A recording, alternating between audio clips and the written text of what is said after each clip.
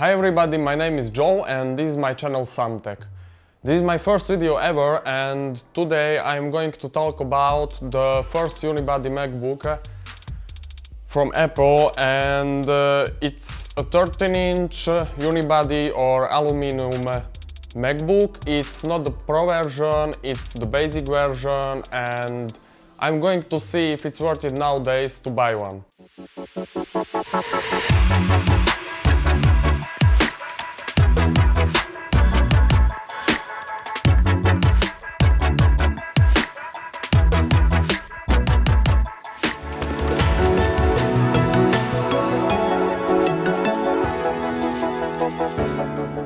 I bought it from second hand for 80 euros and I think it is a really good price for this, because for this money you can buy like an iPhone 6s, I think. It has some scratches on it, but it's running, and today I am gonna find out how. This is the higher spec one, which has a 2.4 GHz Intel Core 2 Duo P8600 processor, 250 gig hard drive at 5400 RPM, 2 gigs of 1066 MHz RAM, and an NVIDIA GeForce 9400M with 256 MB of SD RAM. So it's not a performance beast, I know, and I'm not gonna to do some benchmarks or anything like this today, but I want to show you if it is any good for the average people, for some web browsing and light work to manage on it. In this model you are not limited to the soldered RAM or disk to the motherboard, so I want to show how easily you can upgrade your RAM with another stick or swap the hard drive to an SSD and see if it performs better. But first I want to show you the design. I really like the Apple logo with the backlit on the top, what I really miss on the new ones. This new design was a major update for Apple MacBooks. The aluminum body makes it really durable, so you don't need to be worried about it if you drop your backpack to the ground with it or something like that. On the right side we have Apple SuperDrive for your DVDs, but on the left side you can find the MagSafe 1 charging port, which can save your Mac if you accidentally kick in the charger, what I did.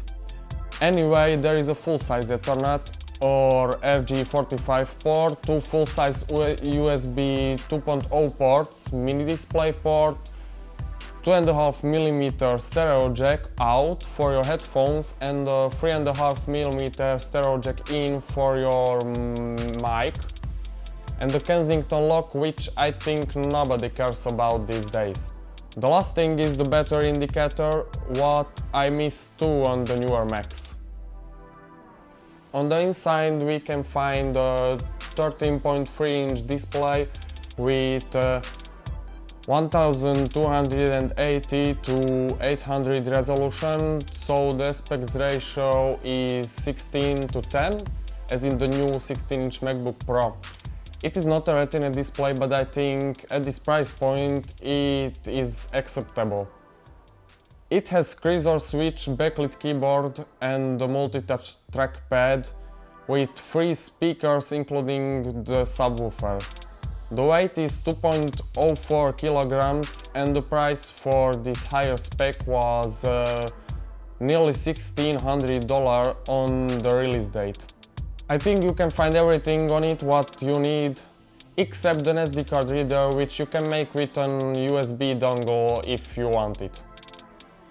I cleaned it inside and changed the thermal paste, because I decided to make this video after that, but before the clean it was really slow and hot.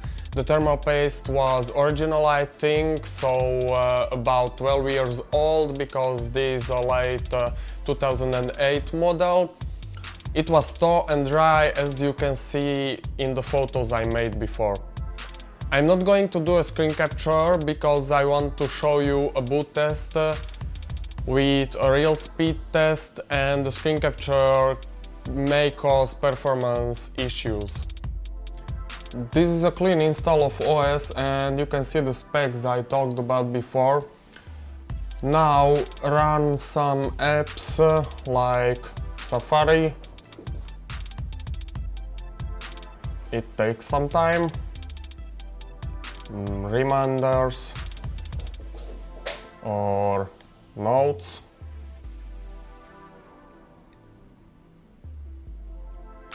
And photos. As you can see, it is not really fast and it takes some time to load these apps.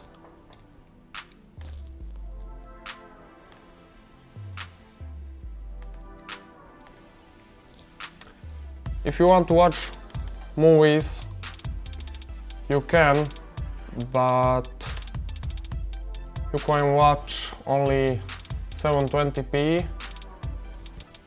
As you can see, 1080p too, but at 4K it is not possible.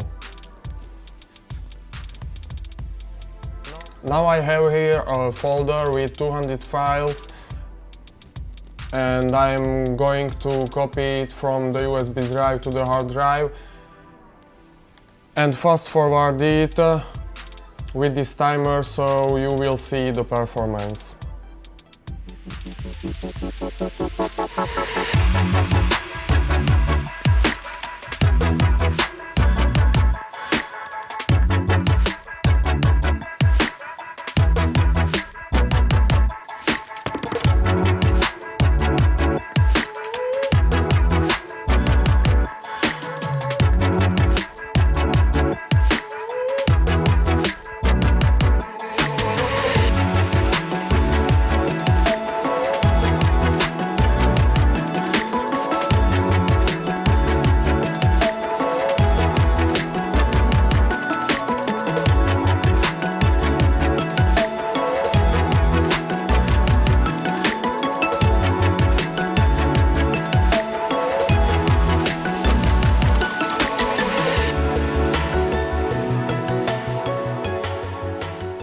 For the upgrade you only need a small Phillips head screwdriver and the new hardware. Unlock the bottom cover with this small button and remove it.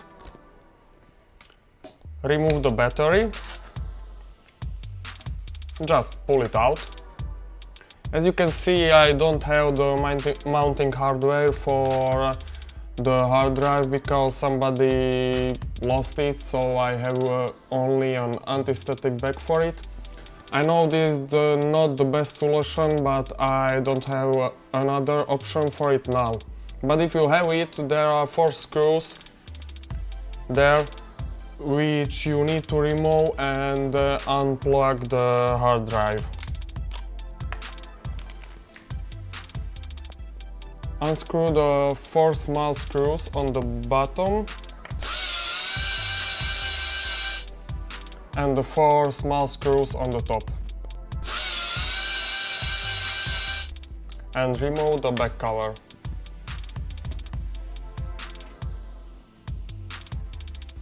Put in the RAM on the stick and gently push it down.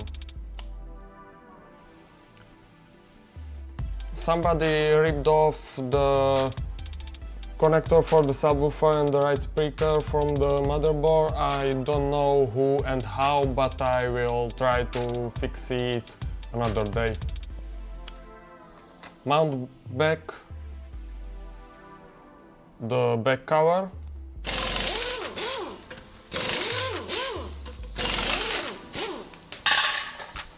Plug in the new SSD. I am going with the anti-static bag for now.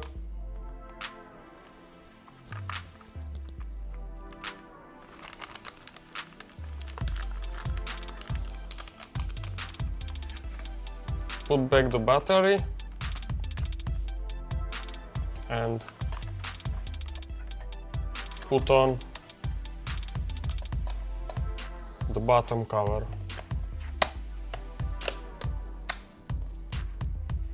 So we are ready to go and see if it performs better.